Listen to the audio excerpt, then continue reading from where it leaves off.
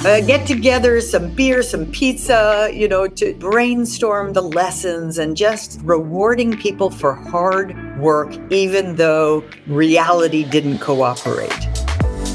Dames en heren, van harte welkom bij DenkTank, de podcast van DenkProducties, waarin wij de professionals en leiders van Nederland proberen nog beter te maken in hun werk. En vandaag hebben wij een bijzondere uitzending, want Hans, wie hebben wij net gesproken? Ja, we hebben net 3 kwartier lang van de wijsheid mogen proeven van de nummer 1 businessdenker ter wereld, Amy Edmondson. Ja, dat was een superleuk gesprek. We gaan daar zo ook nog even naar luisteren. En de reden dat we dit gesprek hadden was, sowieso dat Amy Edmondson als belangrijke denker een publiek verdient. En belangrijker nog, ze komt naar Nederland. Ze geeft heel veel les, want ze moest ook meteen door naar haar klasje op Harvard in Boston. Maar op 30 mei komt ze naar Nederland en gaat ze een hele dag met een aantal gastexperts, waaronder Jorine Becks, die we zo meteen spreken, haar lessen delen over psychologische veiligheid. Hoe kun je je team beter maken in samenwerking, in het delen van ideeën, zorgen, plannetjes. Hoe kun je ervoor zorgen dat je een beter team wordt, dat beter presteert en sneller innoveert? Ja, het is wel interessant, want ik ben natuurlijk een beetje sceptisch altijd. En dan denk ik, psychologische veiligheid, moet dat nou? Is het niet een beetje, zijn we niet een beetje doorgeschoten? Maar uiteindelijk helpt dit natuurlijk heel veel met innoveren, vernieuwen, betere, sterkere culturen bouwen. Dus dit is een super relevant onderwerp voor heel werk in Nederland. Ja. We gaan even luisteren naar een stuk uit het webinar wat we net hebben opgenomen. En daarna komen we nog even bij je terug en doen we een korte nabespreking met Jorine Becks. Dus we gaan nu even schakelen naar Amy Edmondson van het webinar over psychological safety. We prepared a few questions to bring out your story. And the first question to you is the difference between the culture and everyday practice. So how is it possible that organizations claim to have a culture that allows and embraces failure, but in practice, when you make a mistake, you're going to get blame and can have a career-destroying impact? What explains the difference between the corporate value and everyday practice? Well, this is one of those profound questions, really. And one of my great mentors, Chris Argyris, called this the difference between our espoused values and our values in use. And there is nearly always a gap because we espouse things that are aspirational. And I suppose the real question is how big is that gap? How big is that gap in your organization? And I think when leaders, team leaders, organization leaders at the top work hard to make that gap as small as possible, their organizations can be more innovative and higher performing in our uncertain world. But the fundamental explanation for the gap is sort of a combination of human nature and organizational phenomena. So human nature leads us to, of course, not like failure. And it's fine in theory to have failures and to learn from them, and it's part of innovation. But in practice, all of us would prefer to succeed and prefer to be seen as success. And then the organizational, incentives, both the explicit incentives and the implicit incentives, the way people get responded to, contrive to make that human nature element even more challenging, right? So that doesn't mean you should give up, though, right? It just means expect that gap and let's work hard to reduce it. Yes. Thank you. This is also actually a question because there have been some pre-submitted questions, and Lennart Rodenburg asked a kind of a similar question. I hope, Lennart, you allow us to combine that with a question that was already also submitted by somebody else. In your book, Amy, you are talking about failing, and you use different types of failures. Before we dive into the different types of failures, is there a difference between a mistake and a failure? Or are they all kind of synonyms? Yes, and so many people in business and elsewhere treat those two terms as if they're synonymous, as if they're the same thing, and they're not. And I think this is actually an important error, if you will. So a mistake is a deviation from known practice, but it cannot be a mistake unless we already have knowledge for how to achieve some outcome that we want. And if we don't use it, if we deviate from that knowledge by mistake, meaning not on purpose, then that's a mistake. That's an error. By the way, if you do it on purpose, it's not a mistake. You can't do a mistake on purpose. Then it's just sabotage, right? Okay. Or mischief. But a failure is a result. A failure is the undesired result of something. Now, keep in mind that some failures indeed are caused by mistakes. If I leave the cookies in the oven for too long and they get burnt, that's a failure, and that's my mistake that caused it. But not all failures are caused by mistake, and that's an important aspect of the whole story. Yes. So you distinguish between 3 kinds of failures in your book. Can you give us a very quick tour around them? What are the 3 types and their characteristics? So I'll start with basic failure because we're already there. Basic failures have a single cause, usually human error, usually a mistake. They happen in known territory. So basic failures are the most preventable of the 3 types, and we should work hard to prevent them. Complex failures are multi-causal. They are the perfect storms. They are the things that go wrong because of an unfortunate combination of little things coming together that any one of them on their own would not have caused a failure. But the way they came together caused the failure. You may recall the Notre Dame fire a few years ago. That was a classic and tragic example of a complex failure. Just a handful of little things, all deviations from best practice, but a handful of little things, any one of which on its own would have left the spire intact. Third kind, and by the way, the third kind is the only good kind. It's the right kind of wrong. It's the good failure. And I call them intelligent failure. I define an intelligent failure as the undesired result of a thoughtful foray into new territory. So the 4 criteria are: the territory is indeed new. You don't have an existing recipe. It is in pursuit of a goal. You've done your homework. You've done good thinking. You've done enough thinking to believe this might work. And so that's an experiment, right? And the experiment, and hence the failure if you get one, is as small as possible. Just big enough to give us the new information we deeply need, but no bigger than necessary. It's not wasteful. Okay, so it has to be new. It has to be goal-oriented. You must have done your homework, so you must have eliminated all the scenarios that could take place, and it should be as small as possible. The last one is, of course, very difficult to make objective, right? But it should be aimed it's a judgment call, right? But don't bet all your money on an uncertain investment, right?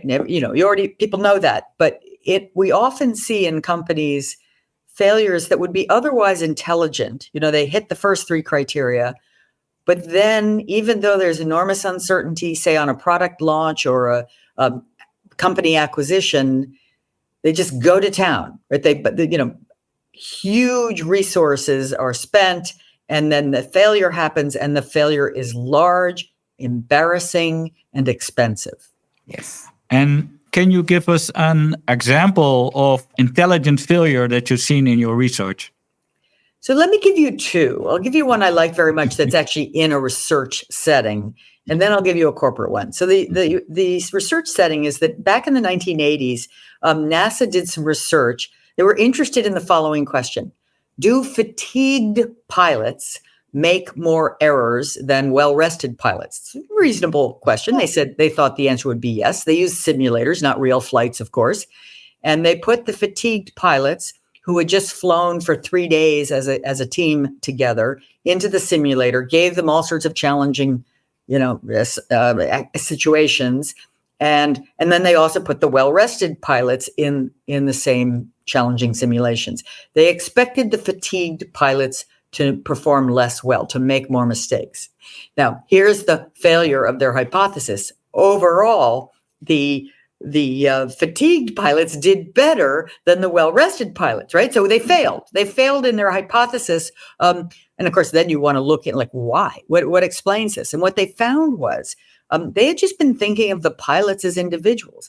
And indeed, the pilots who were more fatigued did make more errors as individuals. But because they had just spent 3 days working together as a team, they were able to catch and correct each other's errors so that the team performed better.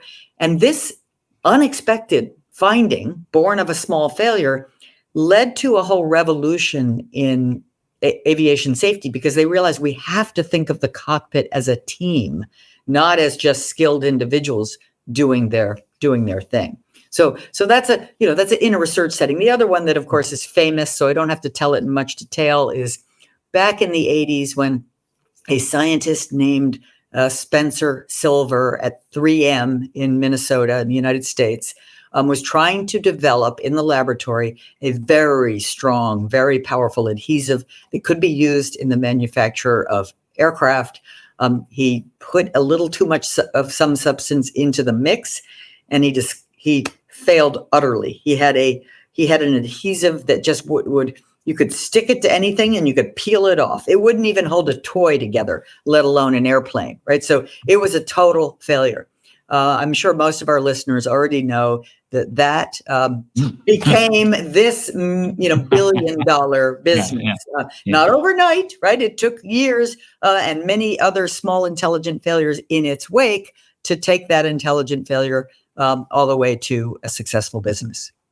Brilliant examples. Yes. Well, Amy, many people will probably know, before you publish your recent book, many people will know you as like the leading expert in psychological safety, a team culture where it's safe to speak up and to actually be yourself, in the shortest possible description. How does your new role fit into that wider body of knowledge? Very well, in fact. And I would say, I think of psychological safety as a belief that you have permission for candor. You can be yourself, yes, and even more important, that you can speak up about any and all work-relevant concerns, questions, yes, mistakes. And it's very hard to have a culture of failing well without psychological safety. And you need it for 3 reasons, right? You need the psychological safety for people to speak up about small mistakes so they don't spiral out of control into larger failures. You need psychological safety to prevent as many complex failures as possible. Again, you need people speaking up. Something looks not quite right, and to kind of stop a slow motion complex failure from unfolding. And finally, you really need psychological safety for people to take the risks in new territory that intelligent failure implies. Yes, I think in one of the other interviews that you shared said, it is a vital importance in a very rapidly changing world. We have to allow mistakes. Of course, then startups are all about, we have to be able to fail. We have to fail fast, fail often. Right. Is it easier for larger organizations that are more towards short-term goals, immediate performance to embrace this kind of thinking? I don't think so. In fact, in many ways, it's the opposite. It's easier for startups to embrace this kind of thinking because they understand there's uncertainty. They live with it every day. So they understand that their future success, which is by no means guaranteed, is dependent on their ability to innovate, their ability to solve problems and solve them quickly. So they have to be a little bit fearless to make that happen. Whereas larger organizations are often under the illusion that their success is a given, right? They look backwards, they look to the history, they've been successful for a good long time. They have a kind of tacit expectation that will continue. So they are at risk of failing to take enough risks to continue success into the future. So there's more allergy in large organizations than small ones, allergy to failure, because even though they have, it's ironic because they have more resources, they have more tolerance technically to withstand failure, but they just have more risk aversion because they're so committed to the status quo and the belief that it will keep succeeding. There is a quote that is not in your book, but I know you sometimes mention, and I'm really curious about this one. And the quote is, and I will read it from my paper: celebrate success with champagne and celebrate failures with beer. I like both, but maybe you can explain a little bit. There's a price difference. So that is something I say playfully. You don't have to have either one of those things, but I often argue for the wisdom of having what's called a failure party. When you have a team in your company that has pursued some opportunity in new territory, learning a lot, keeping the failure as small as possible, but unfortunately that initiative produced a failure. Let's say a clinical trial in a pharmaceutical company, or a new product launch, a new product idea that they just couldn't find any customers to fall in love with. Those failures should be celebrated for three reasons. One, it sort of helps build a culture of healthy failure, healthy innovation. Two, because when you have the party, people come, so that spreads the word, so nobody is at risk of having the same exact failure a second time, at which point it's no longer intelligent. And three, it encourages people in a subtle way to speak up sooner rather than later about the failing initiative. And that frees up all of those valuable resources for the next foray into new territory. Mm-hmm. But I always want to say, like, I am not saying some kind of massive celebration, like a wedding or a new yacht, but rather small get together. Get together, some beer, some pizza, to sort of soften the blow and brainstorm the lessons, and just, that very human experience of rewarding people for hard, smart work, even though reality didn't cooperate. The crystal ball wasn't working. We don't have a crystal ball. Whereas if you have, a product launch that goes incredibly well, a great big one, then that you might be tempted to open the champagne. So I think this is a very practical takeaway for our viewers. So if you remember one thing from this webinar, throw more parties, success and failure, choose your drink, keep it small. That's a time good invested. Yes. But also the next question, which was actually submitted by one of the people in this audience today, many of those people are leaders in teams or organizations. And then, so before you have the party, you have this moment where somebody in a meeting or in a one-on-one conversation brings in a failure, or admits a failure. My guess is that it's very important how you as a leader respond to that situation. So what are there some good and bad ways to deal with it? So my umbrella, my headline is respond productively. Okay, what does that mean? Well, it means essentially appreciative and forward-looking.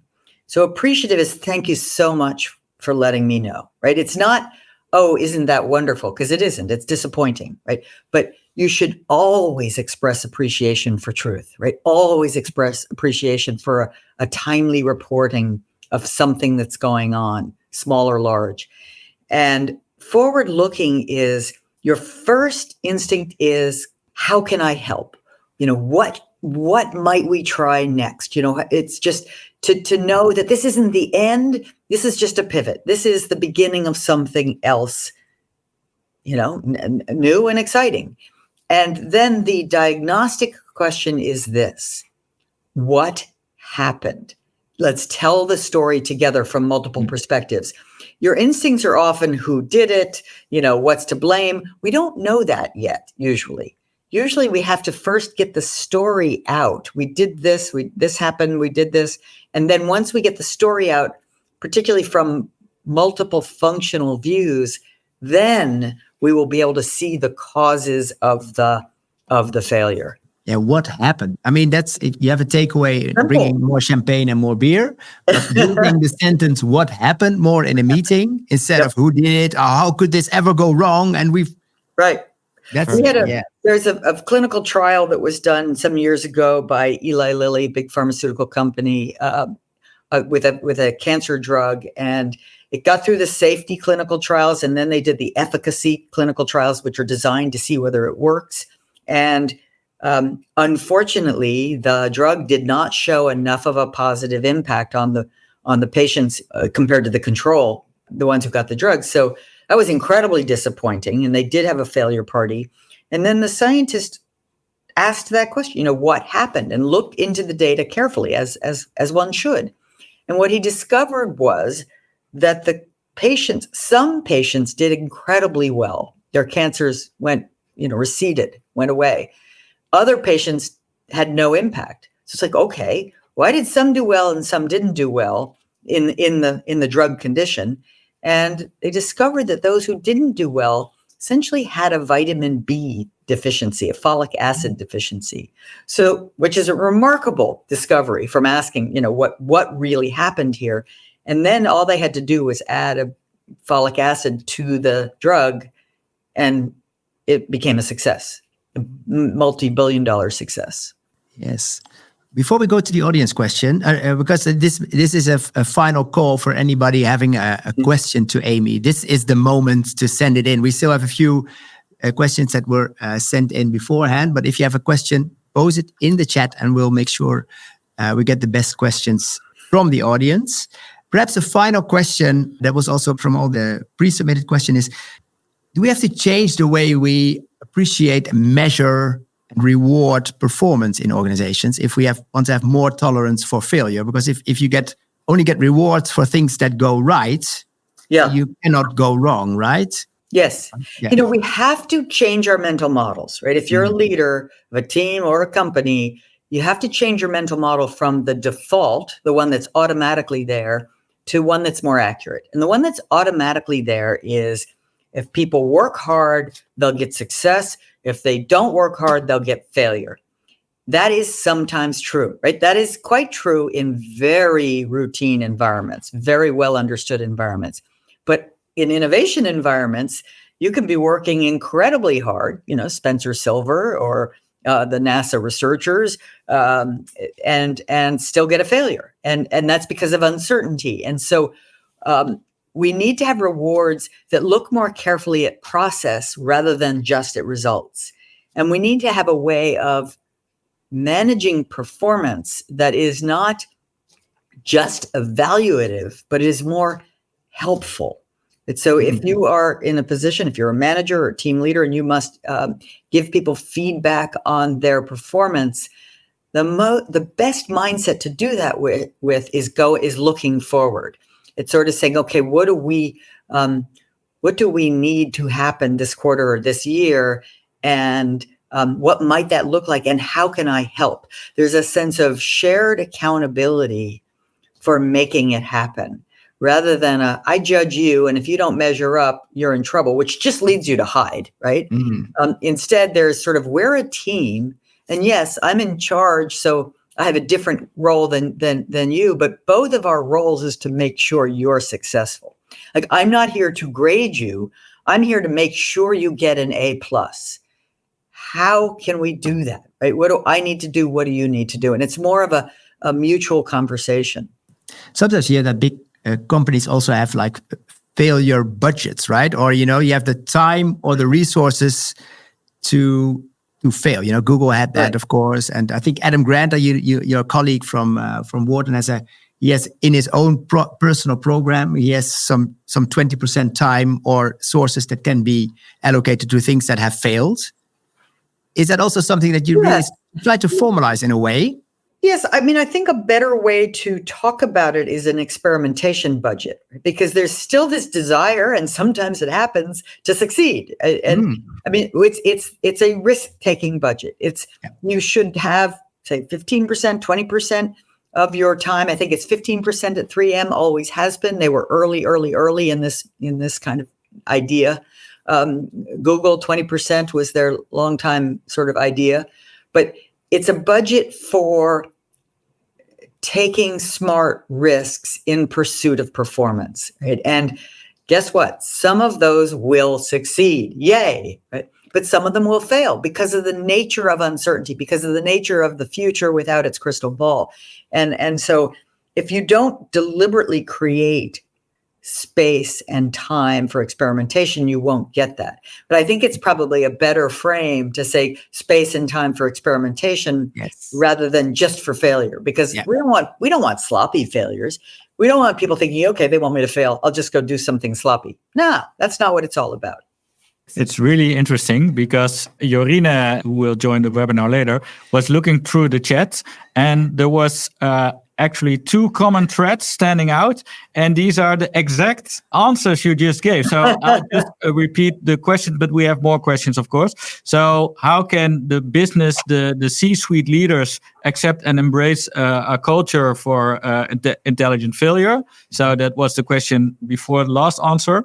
And also one thing our viewers were really curious about was, how do you view the role of the customer and stakeholders regarding the willingness in teams to take risk? But I think you also kind of answered that one also. It's good timing, I guess. Yeah, I'll reiterate that I think one of the reasons I wrote this book was that I think leaders, senior leaders, have had a hard time building a culture for intelligent failure because they have just heard the failure part of it. It's as if all failure is bad. And then they hear this sort of, Silicon Valley talk or tech talk about fast failure, and they think, not for me, not for us. And so I really do think their job is to make sure everyone is clear on the different types of failure. Everyone is supported with training and resources that they need to prevent basic failures and complex failures. And everyone is supported in, the context appropriate degree of risk taking. And you don't take risks in very high stakes, very dangerous environments, right? You just, those are environments for caution and for care. Yeah. If you want to train your pilots in some new move, you do it in the simulator, not with an airplane full of 300 passengers. So I have one question from the audience. It's about Formula One, but we can look at it from a broader perspective. So there's one team who's been very successful, is Mercedes. Does success give pressure to try something new because there's a great risk of losing? Right. There's an old saying, at least in English, nothing fails like success. And what that really means, the psychology of it, whether it's an individual or a company, that once we have this experience of success, there's 2 risks. One is that we begin to believe that's owed to us, right? We begin to believe we can do no wrong because we've had so much success. So there's then a tendency to stick with the tried and true. Unfortunately, the world keeps changing and other players keep changing. So eventually, they win and we lose. That's why success is a risk factor for failure. And then I think the other is it just makes you naturally more risk averse because psychologically you don't want to risk not having your success. And ironically, that very holding back does risk your success. Interesting. Mm-hmm. One last question from the audience, and then we'll introduce Jorine. So we need a minimum of psychological safety to do an intelligent experiment. But is there also something as an upper limit to psychological safety? And how does it look like? And what about the impact of it? Yeah, so here's where I have some disagreements with some other researchers. I don't think there's an upper limit for psychological safety in terms of performance. I think there's a need for at least 2 dimensions of performance. And one is psychological safety. The other is high standards or the motivation or psychological ownership component. So one is the interpersonal environment and one is the performance environment. And you need both to be strong. And I think the idea that you should ever use interpersonal fear to help people perform well is incomplete, right? I think it doesn't actually work. I think the way you want to get people motivated to perform well is a different set of tools. So I don't think you can have too much psychological safety. I think you always want people to err on because all it is permission for candor. Now, if someone is talking too much, then they need feedback. They don't need fear. They need feedback to say, you're not being as effective as I think you intend to be. Right? We all need feedback. And so Don't shoot for some optimal level of psychological safety. Just keep doing your part to make sure people can tell the truth quickly and fully. And then figure out how to do your part to make sure people are motivated and engaged and feel a sense of ownership for their work. Dit was een fragment uit het webinar met Amy Edmondson. Wij hebben heel veel nieuwe kennis opgedaan. We hebben veel gehoord. Jorine Becks zat in de uitzending. En omdat zij ook toch wel een beetje de Nederlandse expert is op het gebied van psychologische veiligheid, is het ook wel leuk om nog even met haar terug te kijken op het webinar. Ik doe een stapje aan de kant. En Hans, jij hebt vast nog een paar goede vragen voor Jorine. Ja, Jorine, jij werkt ook samen met Amy in een aantal onderzoeks- en PhD die je aan het doen bent. Allereerst even gewoon off the record. Is het echt zo'n leuk mens als dat is ook? En is het echt zo slim? Dus het is echt serieus zo'n leuk mens. Als ik kijk naar de communicatie die we hebben via de mail, hoe ze reageert. En wat ik echt mooi vind, als ze dan net wordt... Laatst ook een keer had ze 4-5 dagen daarna pas gereageerd. En dan zeg ik pas daarna. Mm-hmm. We weten de agenda een klein beetje. En dan geeft ze direct excuses. Sorry dat ik laat reageren. En dan denk ik, ik ben zo gelukkig dat je reageert. Ja, precies. Ja, het feit dat zij naar ons toe komt. Ze mag volgens mij 2 weken per jaar heeft ze een soort van vrij van Boston. En mag ze de wijde wereld in. En in een van die weken komt ze naar Leusden. Ja, snap ik wel. Leusden, daar ga je dan heen, toch? Dat is wel de place to be. Hey, psychologische veiligheid. En het onderwerp van de webinar ging nog veel meer over haar nieuwe boek. Dat ging over fouten maken en falen. Jij komt in heel veel organisaties waarin ze ook willen werken aan psychologische veiligheid. Wat is de standaard houding ten opzichte van fouten in die organisaties? Nou, het is natuurlijk standaard is zeggen, fouten maken mag. En dat is uiteindelijk net ook wat Amy ook zei natuurlijk in het webinar. Dat is iets wat je kunt roepen en dat klinkt heel mooi, maar dan? Hoe doe je dat dan in de praktijk? Ja, en dat is over het algemeen nog hartstikke ingewikkeld natuurlijk. Want in die end wil iedereen het goed doen. In die end gaat het wel over, toch wel omzet. Hè? Om wat verdienen we met elkaar. Dus dat is een beetje het dubbele. Het ene kant omarmen en de andere kant, maar hoe doe je dat dan? Dus daar ben ik ook ontzettend blij met haar nieuwste boek. Want die geeft ook inzicht en ook handvatten van, hoe ga je er nou mee om? Ja. Hey, maar als een bedrijf zegt fouten maken mag en je mag het in het echt niet doen, dan kan een medewerker ook zeggen, we mochten hier toch fouten maken. Waarom vinden we het zo lastig als leiders om walk the talk te doen? Ja, dus daar zit natuurlijk altijd weer nog weer een leider boven. Hè? Ja. Dus hoe doe je dat? Practice what you preach. Maar wat ik wel heel mooi vind wat je zegt is dat aanspreken. Hè? Dus als je kijkt wat zien we in organisaties, is aan de ene kant hoe ga je om met fouten, maar hoe gaan we ook om met er iets van zeggen? En dat gaat aanspreekcultuur, klinkt misschien een beetje heftig, maar het begint gewoon van durf je te zeggen dat je iets toch jammer vindt, of dat je het anders zou willen, of dat je een vraag over hebt. Hè? Dus met vragen stellen begin je.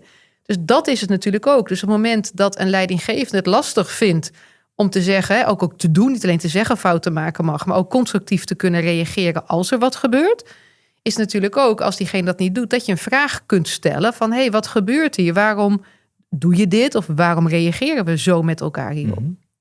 Ja, want nu kijken we er eigenlijk vanaf een negatief punt naar. Maar wat Amy zegt, een failure kan eigenlijk een eerste stap zijn in een discovery. Hè? Ja. Je hebt natuurlijk gewoon dingen. Hè? Einstein heeft wel 100.000 keer een gloeilamp geprobeerd te maken totdat het lukte. Dus een geweldige ontdekking komt voort uit een experiment.